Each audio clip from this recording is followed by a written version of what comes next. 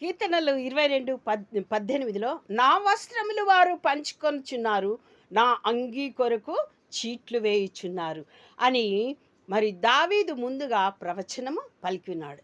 యేసుక్రీస్తు సిలువలో మరణించినప్పుడు మరి సైనికులు ఆయన యొక్క వస్త్రమును చీట్లు వేసి మరి దాన్ని పంచుకుంటారని ముందుగానే మరి దావీదు మరి ప్రవచనము పలికినాడు.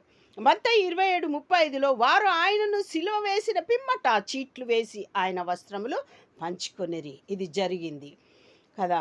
అది ప్రవచనము. అది ఇది ఏంటిది అని అంటే వాస్తవముగా జరిగింది.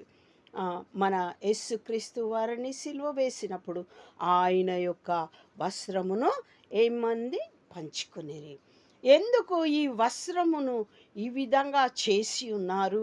ఎందుకు ఈ వస్త్రమును తీసి ఆయనను అవమానించినారు అనంటే, యేసుక్రీస్తు వారు మన అవమానాన్ని భరించటానికి, మన అవమానము కొట్టివేయటానికి శిలువ మరణంను పొంది ఉన్నారు. మరి ఆదికాండము 3:10-11 మనం చూచినట్లయితే, సాతాను ప్రేరేపించి అవ్వను తినొద్దన్న పండును తినిపించిన తర్వాత వారు వస్త్రము లేకుండా అయిపోయినారు. సాతానుడు ఏం చేస్తున్నాడంటే వస్త్రాన్ని దొంగలించి వివస్త్రముగా మరి నరుణ్ణి చేసినాడు. అంటే వస్త్రమును దొంగలించి అవమానము తీసుకొచ్చినాడు. అంటే వారిని దిగంబరులుగా చేసేసినాడు.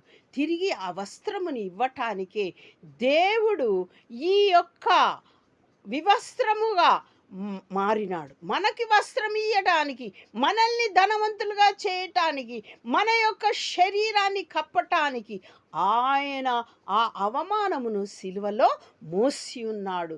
దేవునికి స్తోత్రం. మన దిగంబరత్వాన్ని తీసివేయటానికి ఆ అవమానం భరితమైన అంటే దేవుని ఆజ్ఞను మనం మీరినాము.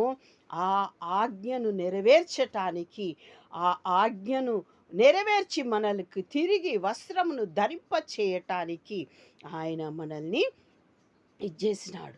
మరి అప్పుడు ఏం చేసినాడు దేవుడు? వాళ్ళని ఆ విధంగానే వదిలేసినాడు. ఎంత దయగల దేవుడు అండి! మీరు పాపం చేసినారు, అదే విధంగా దిగంబరులై ఉండండి అన్నాడా? కాదు.